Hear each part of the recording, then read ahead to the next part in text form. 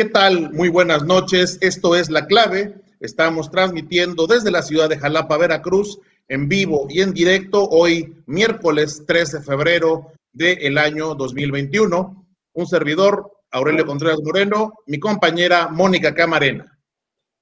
Hola, ¿qué tal? Muy buenas noches, Aurelio. Bueno, antes que nada quiero agradecer en todo lo que vale la presencia de nuestra invitada Elena Estavillo y doy paso a hablar de ella. Ya lo habíamos adelantado en La Clave, pero experta en el ecosistema digital, regulación, competencia y género, con especial foco en las tecnologías exponenciales, los datos y la transformación que generan en nuestra sociedad. Es licenciada en Economía por el TEC de Monterrey y maestra y doctora en Ciencias Económicas por la Universidad de París, fundadora y directora general del Centro I para la Sociedad del Futuro, directora asociada de la consultoría AECUM, es comisionada del Instituto Federal de Telecomunicaciones, presidenta y cofundadora de Conectadas, conferencista y autora, articulista Forbes y La Silla, consejera editorial de Negocios en Reforma y consejera en el Consejo de la Escuela de Ciencias Sociales y Negocios del TEC de Monterrey.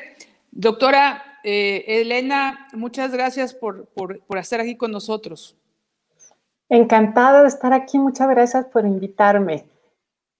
Muchísimas gracias, doctora Estavillo. Y pues bueno, vamos a comenzar nuestra charla de esta noche y pues vamos a hablar pues en primer lugar, de esto que no deja de sorprendernos, de cuando no vamos saliendo de una idea aparatosa, ya está la siguiente por venir. Y bueno, concretamente hablar en primer lugar, pues de un tema que nos ocupa a todos, quienes, no únicamente a quienes nos dedicamos al periodismo o a la comunicación o a estas tareas profesionales, sino que nos atañe a todos los ciudadanos porque implica, entre otras cosas, nuestra posibilidad de expresarnos con libertad y comunicar, tener un intercambio, en este caso, con los entes públicos. Y me refiero particularmente a este anuncio hecho hace apenas unos días por el senador, por el coordinador de la bancada de Morena en el Senado, Ricardo Monreal, en el sentido de que está por presentar una iniciativa para, así lo dijo él, regular las redes sociales, lo cual además fue refrendado por la propia secretaria de Gobernación, Olga Sánchez Cordero, 2 días después que el gobierno federal avala esta intención de regular las redes sociales, lo cual pues de entrada suena muy tenebroso, pero pues quisiéramos conocer en primera instancia pues su opinión. ¿Esto se puede? ¿Se pueden regular las redes sociales para empezar por ahí? Bueno, siendo, digamos, que una respuesta demasiado general y que sí tenemos que platicar a detalle, pues claro que sí se puede, ¿no? Pero aquí hay muchos puntos en los que nos tenemos que detener, porque estos temas son complejos y sobre todo tienen muchas repercusiones en aspectos fundamentales para nuestra sociedad, aspectos como nuestro sistema democrático, el ejercicio de derechos, los derechos digitales, la libertad de expresión, el derecho a la información. Y este fenómeno que tenemos, que no es exclusivamente las redes sociales, sino que todo el ecosistema digital, sí es cierto que nos requiere una profunda reflexión, porque sí, en algunos aspectos tenemos que ir adaptando nuestro marco normativo. Eso sin duda que lo tenemos que hacer, pero lo tenemos que hacer de una manera muy responsable, con un profundo estudio de los temas. Y aquí lo que me preocupa es que vemos muchas reacciones casi a bote pronto. Sucede algo y entonces ya está ahí la propuesta de reforma a una ley o a una ley nueva. Y pues esta manera de reaccionar no nos va a llevar a ningún buen destino. Estos fenómenos son complejos. Lo que sí tenemos que hacer es entrar a la discusión, entrar al análisis. Ya tenemos probablemente años, claro que no muchos, pero en otros países, en el ámbito internacional, se ha estado analizando estos retos con mucha seriedad. Han estado participando gobiernos de muchos países, académicos, organizaciones ciudadanas, autoridades especializadas, y nosotros hemos estado fuera de esa discusión. O sea, en México parece que estamos viendo para el otro lado. Y de pronto, pues saltan, ¿no?, las dificultades y ya queremos brincar a dar soluciones cuando no hemos estado participando en este análisis, no estamos entendiendo al fondo los problemas. Y se nota porque las propuestas son desarticuladas, son acciones aisladas, no se están entendiendo las repercusiones encontradas, porque hay muchas relaciones en estos fenómenos. Si entramos a las redes sociales, al tema de los contenidos, pues no es nada más libertad de expresión, derecho a la información. Estamos hablando de derechos ciudadanos, libertad de manifestación, de asociación, pluralidad, los derechos electorales, violencia política porque se da en las redes, privacidad, protección de niños, de minorías, bueno, discurso de odio, noticias falsas. O sea, aquí estamos destapando una caja en la que hay muchísimos temas y todos íntimamente relacionados.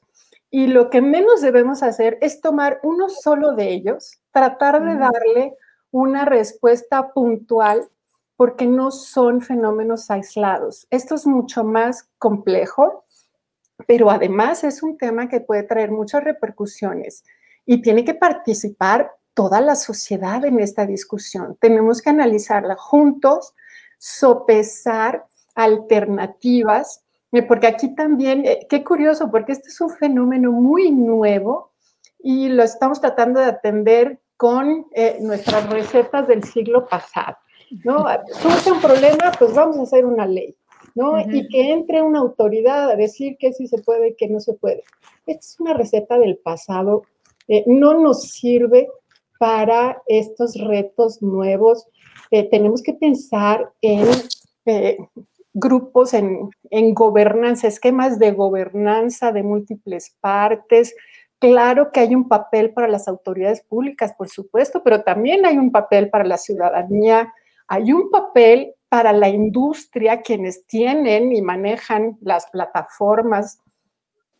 Y no siempre se trata de prohibir y permitir, o en este caso que también parece que la propuesta va en el sentido de bloquear contenidos, bloquear usuarios, y que es una medida demasiado extrema, inclusive hablando de regulación, ya pensando en que hay una intervención del Estado. La intervención puede ser de muchas formas, puede ser poniendo, por ejemplo, bases mínimas de transparencia, de rendición de cuentas, porque a veces simplemente con la publicación de lo que hacen las redes, eso puede generar mecanismos benéficos para lo que se está tratando de perseguir. Pero además, pues ni siquiera sabemos cuál es el problema que se quiere resolver, porque de todos estos que les acabo de plantear, pues no sé cuál es el que quieren resolver. Estamos hablando de noticias falsas, estamos hablando de discurso de odio, y de discurso de odio puede ser muchas cosas también. Eso es un discurso, es violencia política, es discriminación de género, es un discurso homofóbico. ¿De qué estamos hablando? Porque aquí no tenemos una receta que sirva para todo. Y pareciera que lo que nos están proponiendo es una receta muy fuerte, ¿no? Una medicina con muchísimos efectos secundarios, que en algunos casos pues podría servir para una enfermedad gravísima, pero en otros casos es un catarro que se puede pasar solito, ¿no? Entonces sí sorprende estar brincando a estas soluciones sin entender todo lo que hay en medio. Así es, doctora.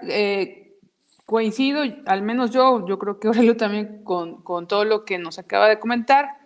Y bueno, pues no hay que olvidar y hay que decirlo, así con todas sus letras, el ahora presidente antes hablaba de que las redes sociales eran benditas, es decir, las benditas redes sociales, ¿no? Pareciera, esta es una propuesta de reforma ante la avalancha de, pues, una andanada de críticas al gobierno actual. Pareciera, yo estoy diciendo lo que pareciera, no quiero darlo como un hecho. Aquí lo que preocupa es que la propuesta la han encaminado a un asunto de soberanía, ¿no? Un asunto de soberanía, el cual nos podría llevar incluso a un enfrentamiento con, pues, con lo que son empresas realmente. Empresas son monopolios, son empresas que hay que decirlo, no han podido ser reguladas absolutamente, salvo cuando son coartadas, ¿no? Cuando son que cancelan el Internet en algunos países, hay que recordar China y esto, ¿no?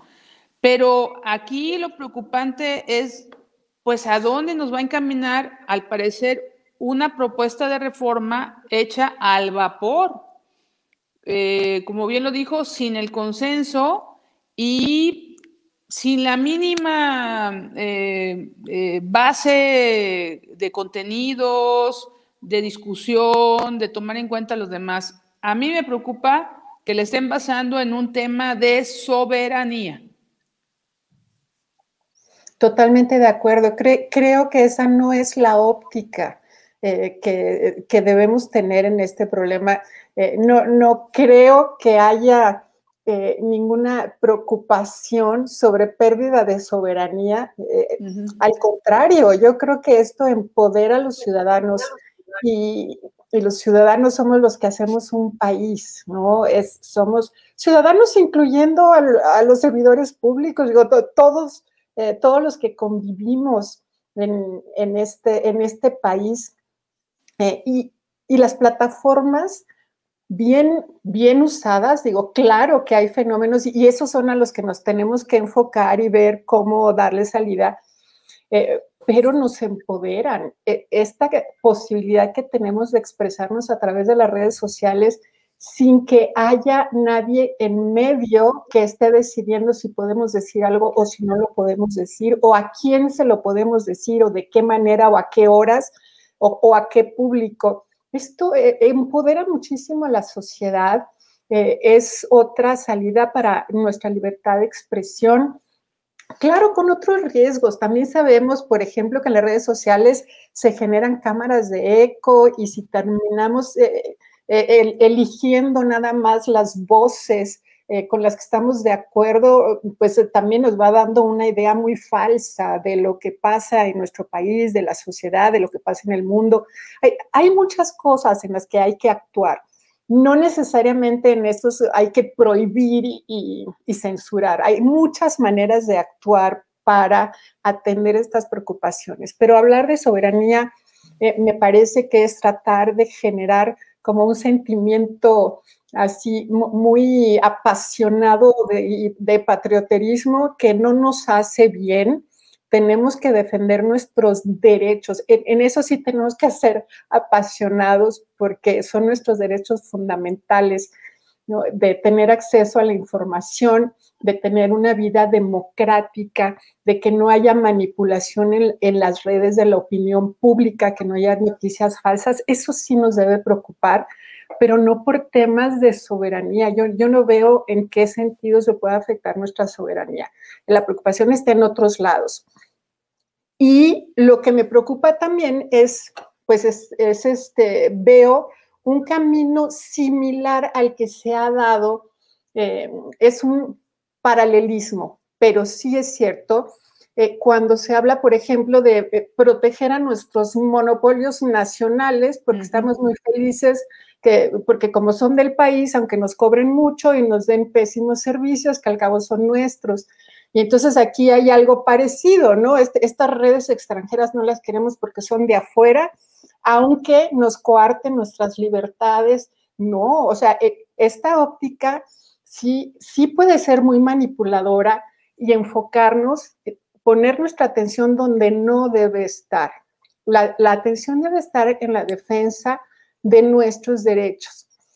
Y el que haya preocupación de que las redes, las plataformas puedan censurar, yo creo que es una preocupación seria, sí lo tenemos que pensar, pero digamos que la salida no es cambiar de censor, no, pues que ahora entonces sea el gobierno el que esté ahí, pues es que eso no nos resuelve nada, nada más estamos cambiando de censor. Tenemos que pensar en el mecanismo que nos ayude a que cualquier medida que se proponga para mediar, si es el caso, para poner límites, pues que tenga contrapesos, que se pueda asegurar que vaya en función del interés público, que no afecte derechos fundamentales. Y pues eso no se logra simplemente diciendo, bueno, que lo haga el gobierno, porque también ahí hay intereses políticos, hay coyunturas políticas, hay el fenómeno de la captura regulatoria, y más si lo ponemos en una instancia que pueda ser fundamentalmente política, ¿no? Aquí, por ejemplo, espero que esa no sea la propuesta, que tenga un papel la Secretaría de Gobernación, pero pues esa es una autoridad eminentemente política, y pues ahí están todos los incentivos para hacer un mal uso de unas facultades de este tipo. Y tenemos ejemplos clarísimos de cómo se da la captura regulatoria en estos temas. Las redes sociales quizá lo vemos como un fenómeno nuevo, lo es, pero también de cierta manera es una evolución tecnológica de los medios tradicionales de comunicación. Y estas preocupaciones, por ejemplo, con la incitación a la violencia, el discurso de odio, tenemos experiencia, digamos, en cuanto a cómo se interpretan estos principios. Y se le dio facultades precisamente a la Secretaría de Gobernación para vigilar los contenidos en la televisión, en el radio. ¿Y qué hizo? ¿Qué ha hecho?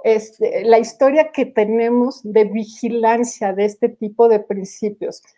Lo que hemos visto es que se ha reflejado en estar censurando malas palabras, desnudos que a nadie le importan, y sin embargo sí se permite el discurso odio, el discurso homofóbico, clasista, también la manipulación y las noticias falsas. No es un fenómeno exclusivo de las redes sociales.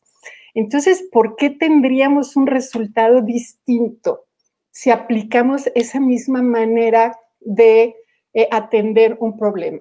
Aquí tenemos que salirnos de esa manera de pensar y ver mecanismos nuevos para que no nos hagan caer en esa misma tentación que se ha dado en el pasado.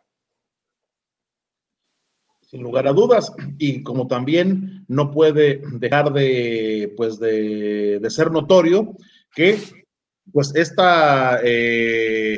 interés del régimen por regular, controlar las redes sociales, pues tiene un claro ingrediente político.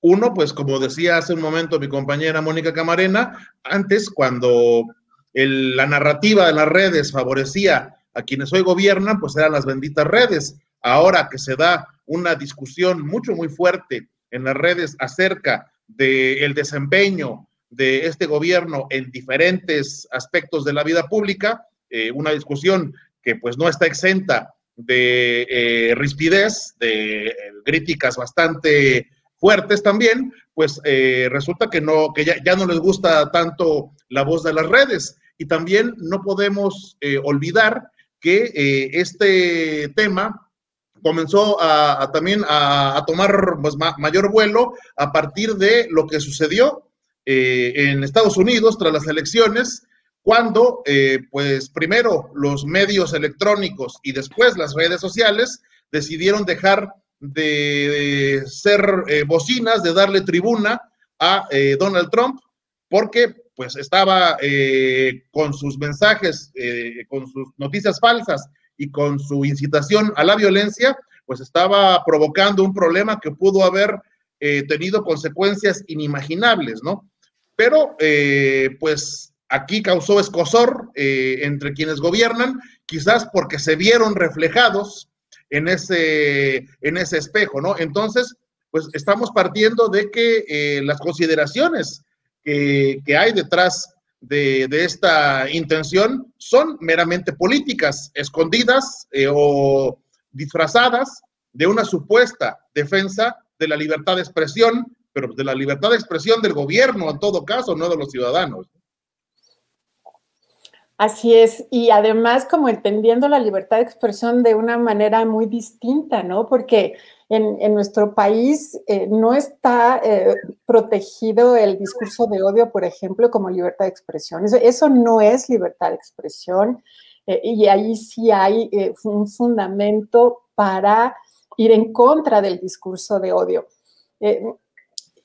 No se trata como de dar rienda suelta a cualquier cosa y que todo se pueda decir en las redes, incluyendo noticias falsas, discurso de odio, incitación a la violencia. Eso no entra dentro del ámbito de protección de la libertad de expresión. Y entonces ahí está otro punto en el que pues sí nos hace evidente cómo estos temas se pueden politizar tan fácilmente. Y ese es el riesgo de otorgarle a una autoridad pública que puede convertirse en un servidor público, ¿no? Con esta estructura tan vertical que tenemos en nuestro país de las autoridades, decisiones como estas pueden caer en una sola cabeza. Y ahí el riesgo para que se afecten las verdaderas libertades, ¿no? La verdadera libertad de expresión sí son muy grandes. Así es. Doctora, yo le quiero preguntar, ahora sí que su opinión personal acerca de cuál sería la reacción que usted vislumbra de las empresas reguladoras de las redes sociales mundiales, las que, por cierto, tienen gran presencia en nuestro país. Nuestro país es uno de los que mayormente tienen presencia en estas redes sociales, y pues a ellos son empresarios. No les va a parecer mucho que los quieran regular desde acá con una reforma express, pero yo quisiera su opinión personal de cuál sería la posible reacción finalmente de empresarios, ¿no? De empresarios que están viendo ya con seguramente con mayor atención lo que sucede en México desde el Senado. Bueno, las empresas que están presentes en las redes sociales son empresas muy, muy grandes, ¿no? Y que están presentes en el mundo, no necesariamente en México en particular. Sino que México es una parte pequeña o puede ser importante desde ciertos puntos de vista, pero finalmente solo una parte de la audiencia de los usuarios de estas grandes plataformas. Y además, la infraestructura, los datos, los servidores donde se ubican los datos que pasan por estas plataformas, no todos están en México. De hecho, diría que una pequeña parte está en México. Y ahí las capacidades reales de regulación, ¿no? Por la jurisdicción de las autoridades mexicanas, va a encontrar límites muy claros. Pero además es que a nadie le interesa generar una guerra con las plataformas. Y eso tampoco quiere decir, bueno, entonces que hagan lo que quieran. No, claro que no. También hay que proteger varios derechos de las personas. Tenemos derecho a saber cómo se usan nuestros datos, tenemos derecho a oponernos a ciertos usos de nuestros datos, tenemos que saber, a lo mejor también en ciertos casos, quién está financiando, promoviendo cierta información patrocinada que circula en las redes. Ahí sí hay que incidir, pero lamentablemente México, como les decía, ha estado ausente de estas discusiones y que es hacia donde se está encaminando la necesidad de regular. Y ahí, por eso les decía desde el principio, bueno, claro que sí hay espacio para regular y sí lo debemos hacer, pero el qué, a mí me preocupa que cuando se habla es que hay que regular las redes, a lo mejor yo estoy pensando en eso, pues sí, los usuarios necesitamos protección de nuestra privacidad, pero yo puedo estar pensando en eso y los legisladores pueden estar pensando en que van a poder silenciar a sus opositores políticos, y entonces estamos hablando de dos cosas totalmente distintas. Así es, y precisamente hablando del tema de las jurisdicciones, de que invariablemente pues habrá asuntos en los que el gobierno mexicano y ningún gobierno de ningún país pueda decirle a estas empresas qué hacer en ciertos casos, pues con lo que nos podemos encontrar sea con lo que han hecho otros países con gobiernos autocráticos, autoritarios, no te puedo regular, entonces te bloqueo y pongo mi propia red. De hecho, el propio presidente, Andrés Manuel López Obrador, hace no mucho habló, incluso sugirió que el CONACYT desarrollara una red social mexicana, lo cual, pues, a lo que suena es más bien a un Big Brother del gobierno, ¿no? Sí, esas propuestas también es como de cortarnos y aislarnos. También me hace pensar en el caso, por ejemplo, de China, ¿no? Y ese ha sido el manejo que ha habido en ese país. Digo, muy admirable en ciertos sentidos, pero donde las libertades están muy limitadas y sobre todo está la libertad de expresión. Y no quisiéramos irnos para allá, tenemos que pues defender mucho. México ha sido un país de muchísimas libertades y ese es un valor muy, muy grande que tenemos y esto lo tenemos que preservar. Estas libertades, como les decía, la libertad de expresión y de acceso a la información se ha potenciado con las redes sociales y lo tenemos que mantener. Es algo que ha ayudado a nuestra, hasta a impulsar la participación ciudadana, que creo que es algo que nos hace falta en México, que empezamos a dar pasos, que más ciudadanos se involucran en lo público, en lo que está sucediendo. Y para esto las redes son valiosísimas. En México necesitamos más ciudadanía activa, más ciudadanía organizada, y para eso son valiosísimas las redes y las tenemos que defender mucho. Así es. Doctora, yo le quisiera preguntar, el pasado 7 de enero, de voz del propio presidente, en su conferencia mañanera, pues adelantó que buscará eliminar el Instituto Federal de Telecomunicaciones y que esas funciones pasen a la Secretaría de Comunicaciones. Yo le quiero preguntar en síntesis cuál sería el impacto de desaparecer como tal a este instituto. El impacto sería muy grave, eso es clarísimo. Bueno, en primer lugar, sorprende que no se haya recapacitado en que existen compromisos internacionales muy fuertes para que tengamos en México un regulador de las telecomunicaciones independiente, porque así está establecido, por ejemplo, en el tratado, en el TEMEC. Y ese compromiso impide que pueda desaparecer el instituto. Y además tiene que existir como una figura independiente. No se puede ir, digamos, decir, bueno, es que ya va a ser parte del Ejecutivo, pero sí va a existir. No, el compromiso es muy claro. Tiene que ser un regulador independiente. Y no solo eso, tiene que ser un regulador que no tenga ninguna relación con un operador de telecomunicaciones. Eso también está muy claramente establecido en el tratado. Y el Poder Ejecutivo tiene paraestatales, tiene empresas que se dedican a ofrecer servicios de telecomunicaciones. Y entonces también ahí nos obligamos en este tratado para que nuestro regulador no tenga ninguna relación con esos operadores públicos estatales de telecomunicaciones, como son ahorita CFE Internet, es la operadora de telecomunicaciones que se creó en el seno de la CFE, y también del operador Altán, porque ahí hay un contrato de participación público-privada donde pues la participación pública es de la Secretaría de Comunicaciones y Transportes. Entonces, pues de ninguna manera, si cumplimos el tratado, que es lo que deberíamos hacer, pues se podrían ir las funciones reguladoras a la Secretaría de Comunicaciones, ni a ninguna parte del Poder Ejecutivo.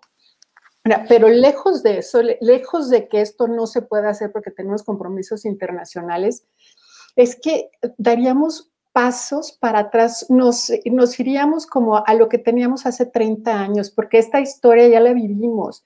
El regulador ya fue hace mucho tiempo la Secretaría de Comunicaciones, pero hace muchísimo. Y después se generó un regulador que era un órgano desconcentrado, la COFETEL. Fue un avance, se aprendió porque todavía como desconcentrado mejoraron algunas cosas, pero todavía faltaba pues un diseño más preciso, más acabado para lo que se requiere en un regulador.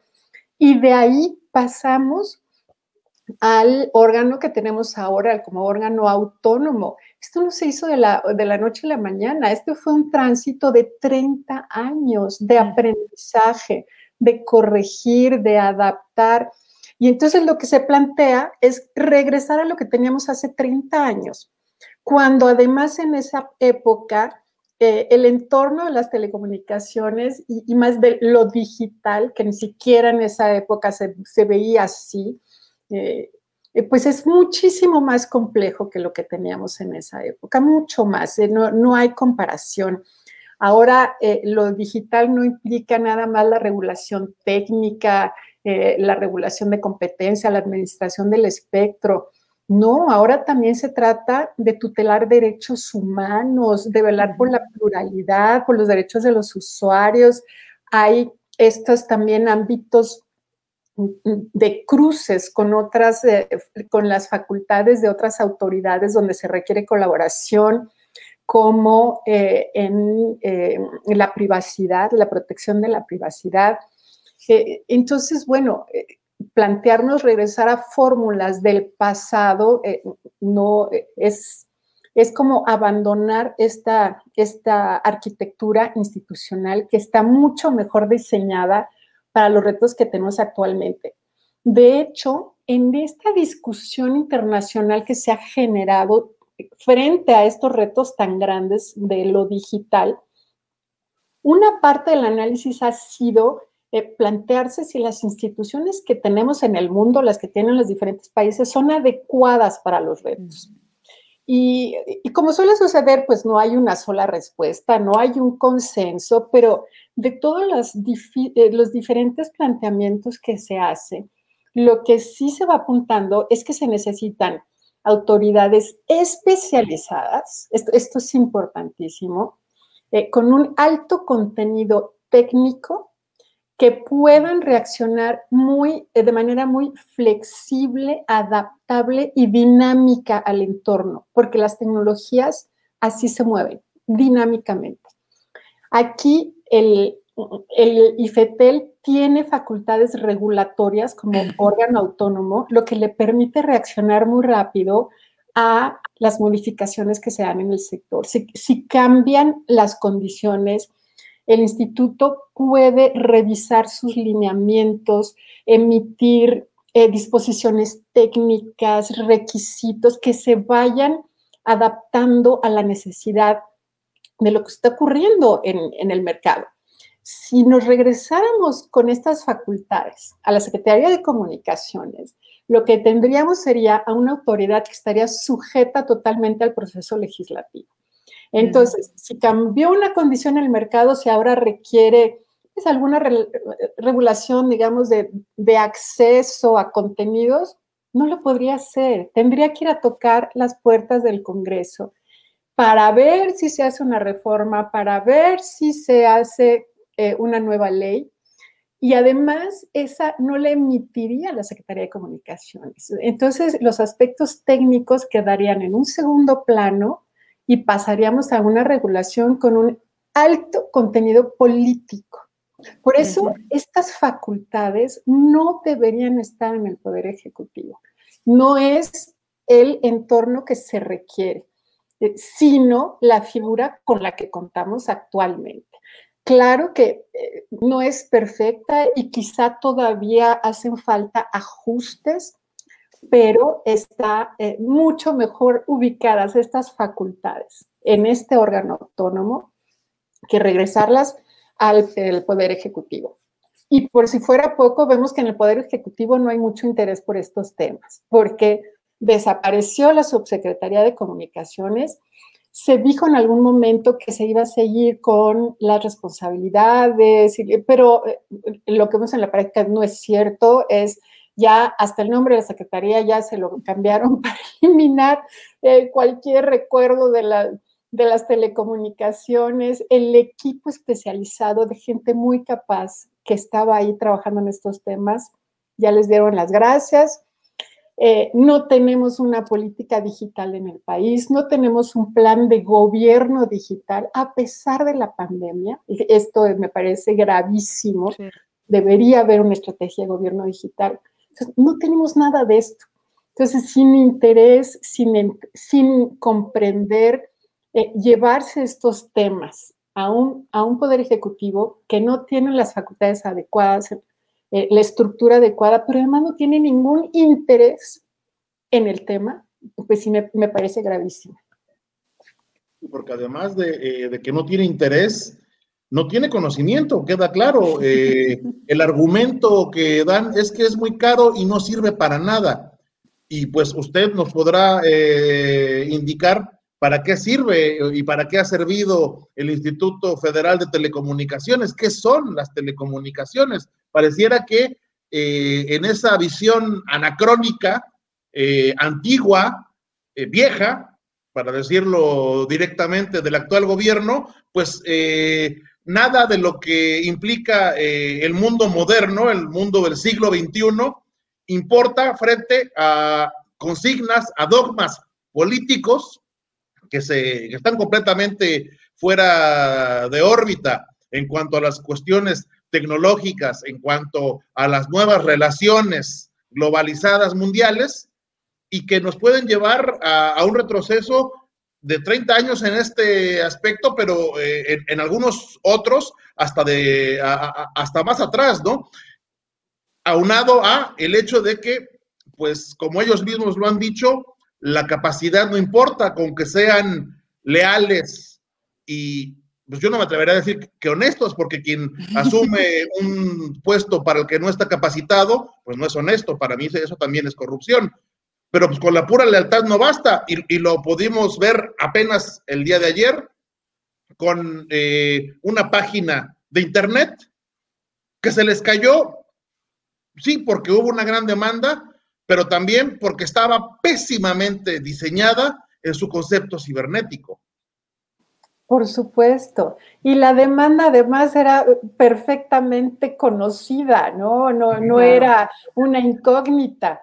Entonces, por supuesto que importa el conocimiento, la experiencia, la especialidad técnica, y más en temas que sí son complejos. No se pueden aprender de la noche a la mañana. La curva de aprendizaje es muy larga y muy costosa para la sociedad. Los beneficios que trae una autoridad como el IFETEL, bueno, podemos hacer una lista muy grande, desde la reducción tremenda de las tarifas que ha habido en los últimos años, el impulso que ha habido en la penetración del servicio móvil, en la penetración de Internet. Esto es fundamental. El mayor número de canales de televisión, de estaciones de radio que tenemos al día de hoy. Antes de que se creara el IFETEL, habían pasado 20 años sin que se otorgara ni una concesión de radiodifusión. Y de esa fecha hacia acá se han otorgado muchísimas, hay muchas nuevas voces, nuevos canales locales, regionales, y eso abona a la pluralidad, a la diversidad de nuestro país.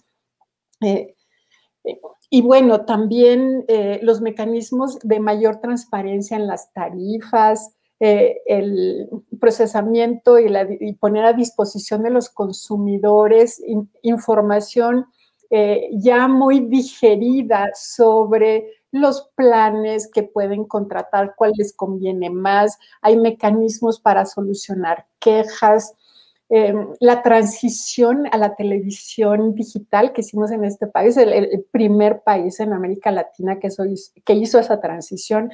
La mayor parte de los países de Latinoamérica siguen sin transitar a la tecnología digital. Nosotros lo hicimos y eso nos permitió liberar espectro para los servicios móviles. Entonces, al día de hoy hacemos un uso mucho mejor, más eficiente del espectro.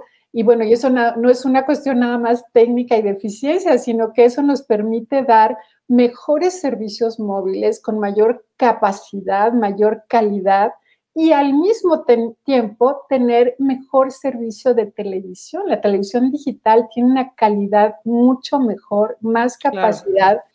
De hecho, si no hubiéramos hecho esa transición tecnológica, no hubiera existido en el país capacidad para transmitir los contenidos educativos en la pandemia. Entonces, como ya lo tenemos, pues es muy fácil ver que ahí está, pero es que eso también es una de las tareas que ha hecho el instituto. Por supuesto. Yo quiero dar voz a algunas personas que nos están viendo, nos están escuchando. Por ejemplo, Adriana Martínez dice, ¿qué se regulariza de las redes?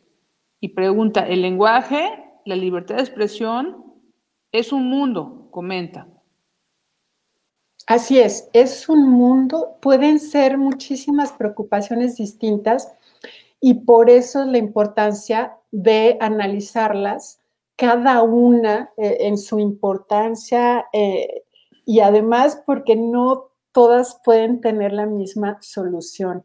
Es cierto, estamos hablando de libertad de expresión y con todo lo que conlleva, con noticias falsas, con discurso de odio, incitación a la violencia, pero también de privacidad, de protección de niñas, niños y adolescentes. Hay muchos temas que se entrelazan. También nuestro derecho a la libre manifestación y asociación, que también se está haciendo ahora por las redes sociales. Los derechos de los usuarios, los derechos de las audiencias, porque también tenemos derecho a recibir información plural, verídica, oportuna. Entonces, toda esta variedad de derechos y de principios, pues son a los que nos podemos referir para regular en las redes. Pero pues sí, hay que empezar desde ponernos de acuerdo en cuáles de estos nos vamos a enfocar. Así es. Otro comentario es el del doctor Francisco Monfort. Nos dice, el gobierno federal busca su vacuna COVID en contra de las redes, no tratamientos a problemas con las redes sociales. Pues esta es parte de la misma preocupación que hemos estado platicando, ¿no? Que aquí haya otro trasfondo más de una preocupación política o de la coyuntura electoral también, porque pues en las redes sociales han sido plataformas muy importantes para las campañas electorales. Claro que ahí también ha habido mucha manipulación y eso sí nos debería preocupar, que se utilicen las redes sociales, las plataformas digitales para manipular a la opinión pública.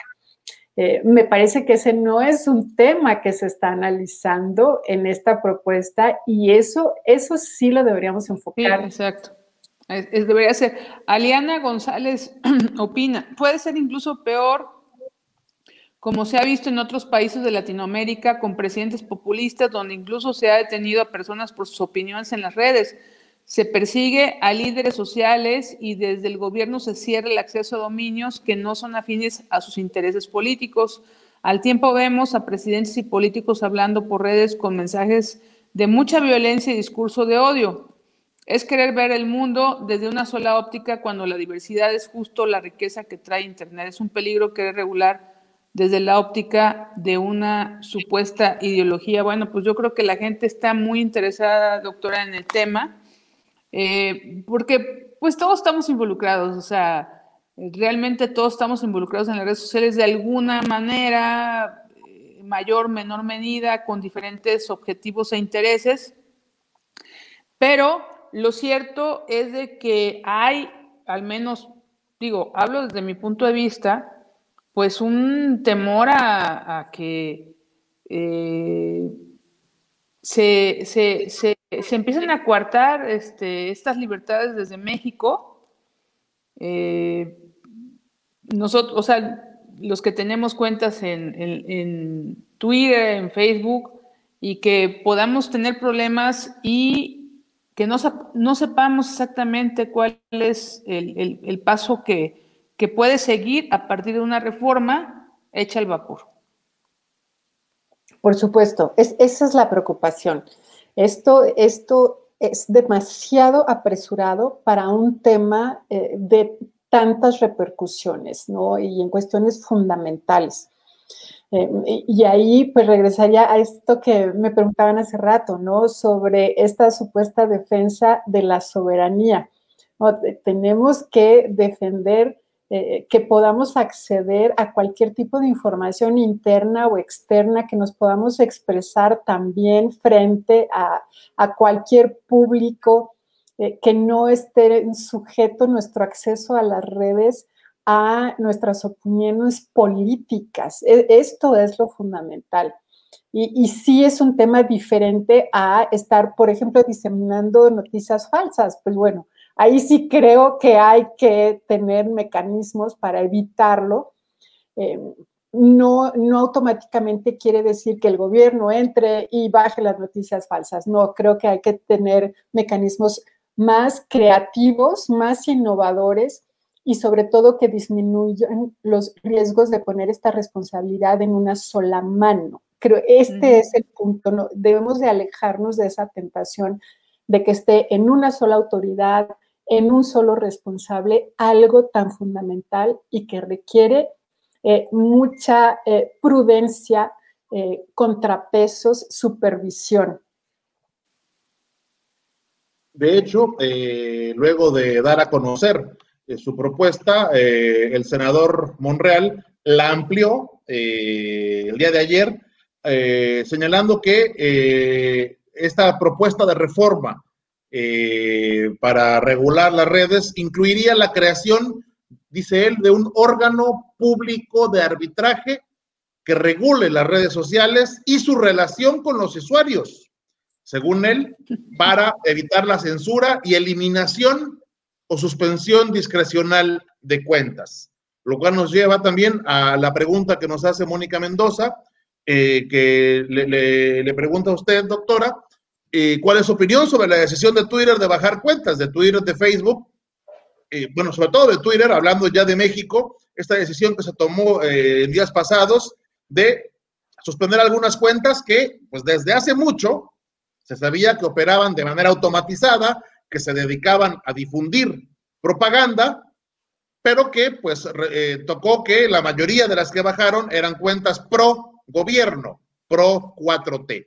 Y bueno, ahora el gobierno lo que quiere es establecer un órgano regulador, curiosamente un gobierno que está en contra de los órganos reguladores, en contra de los órganos autónomos, quiere crear uno para las redes sociales. ¿Qué podría o cuáles podrían ser los alcances que esto podría tener?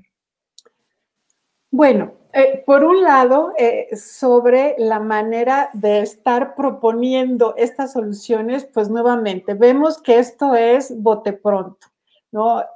Sale la primera declaración y bueno, seguramente pues entonces se escuchan muchas opiniones de que esto es riesgoso, que se necesita algo más equilibrado. Ah, bueno, entonces hacemos un comité, pero esto sigue siendo bote pronto, no hay un estudio a profundidad y bueno, esto es una receta para hacer las cosas mal, ¿no? Esto es nada más en cuanto a la forma de hacer las cosas.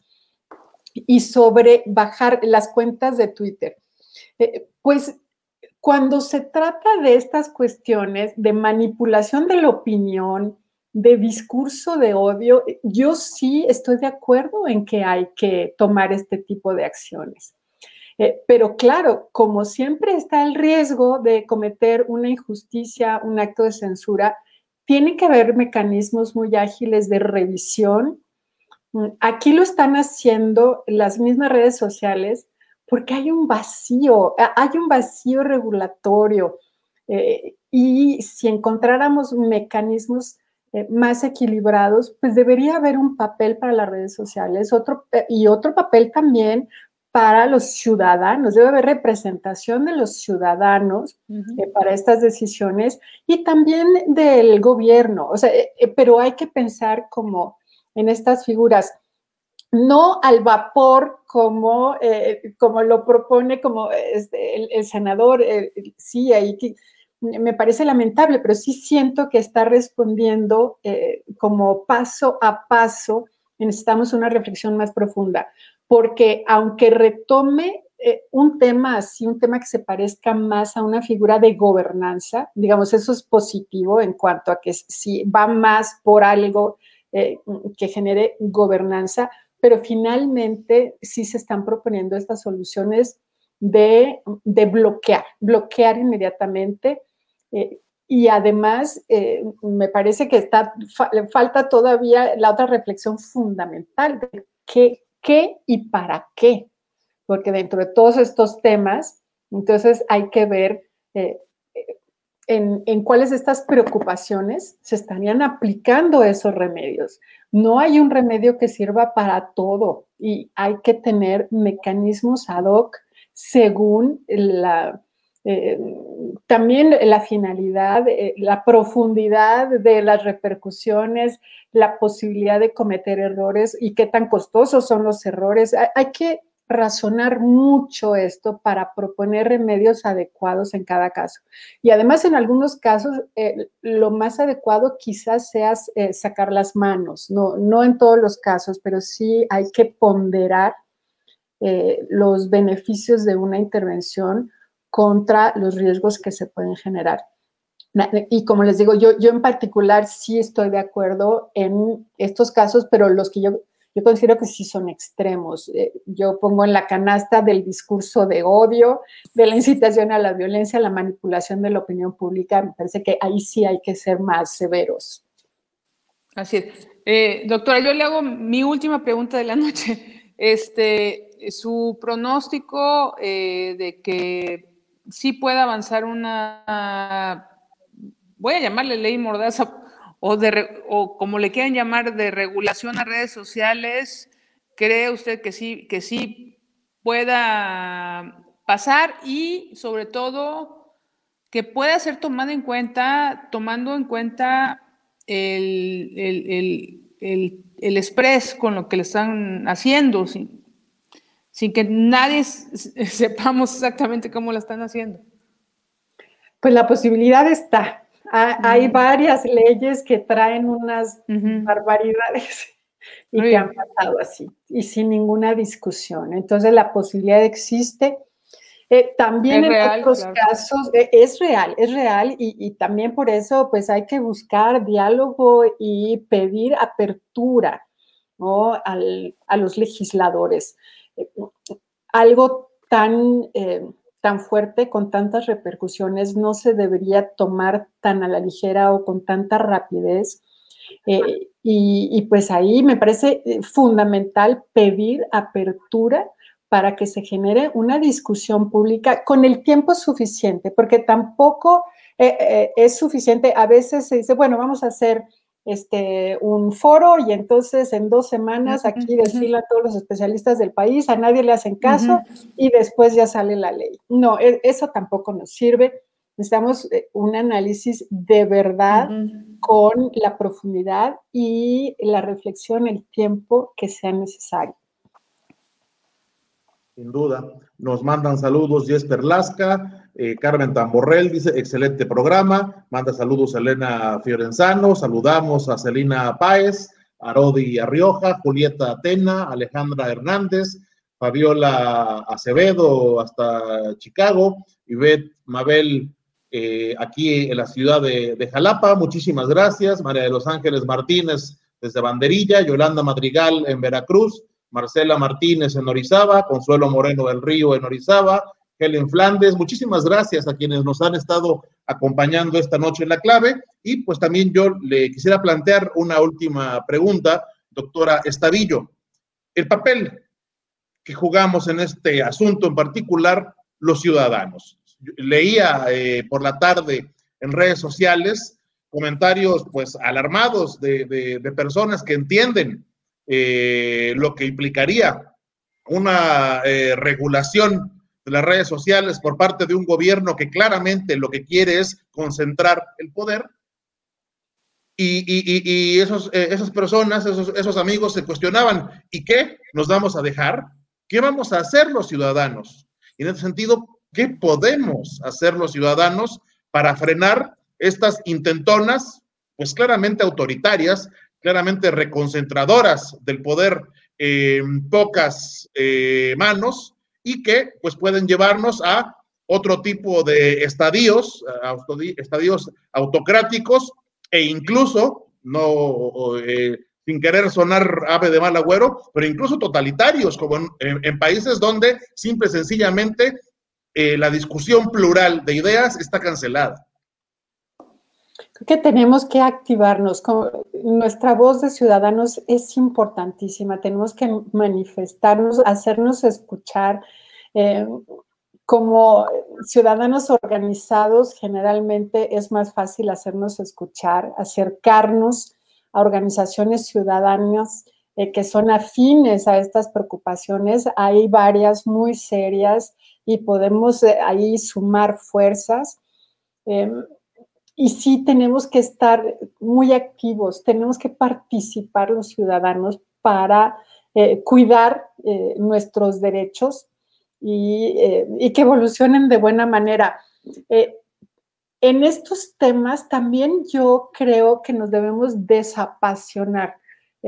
A veces sirve mucho la pasión para empujar cosas y yo creo que es muy valiosa, pero cuando ya entramos a la discusión, sí hay que abordarla sin pasiones, porque aquí también se polarizan mucho las discusiones y escucho tanto los que sí, las plataformas son el demonio y no hay que dejarlas, y luego, y el otro caso también, ¿no? De que no, que nadie se meta, no hay que regular nada, que hagan lo que quieran. Los vacíos se llenan. El vacío lo van a llenar las empresas o lo va a llenar el gobierno y no hay que dejar que lo llene el más fuerte. Eso es lo que tenemos que cuidar. Sí necesitamos reglas, pero tenemos que participar los ciudadanos para que esas reglas nos beneficien y protejan nuestros derechos. Entonces sí hay que entrar sin mucha pasión, con la cabeza fría a estas discusiones, pero claro, con mucho compromiso y hay que participar. Así es, y con mucha responsabilidad. Así es. Así es. Doctora, pues, le agradecemos muchísimo su tiempo, su atención, su respuesta a el llamado para pues charlar con nosotros y con nuestro auditorio, y pues estamos muy agradecidos y pues qué esclarecedor y qué importante hablar de estos temas con quien sabe de los mismos. Muchas gracias, doctora. Muchas gracias a ustedes, una plática muy disfrutable, gracias por el espacio. No, hombre, gracias a usted, de verdad. Y gracias a nuestro auditorio que nos acompañó esta noche. Nos estamos viendo la semana pasada. Hasta luego. La semana pasada. La semana que viene. Ya estoy como la 4T, ya veo para atrás. Buenas noches.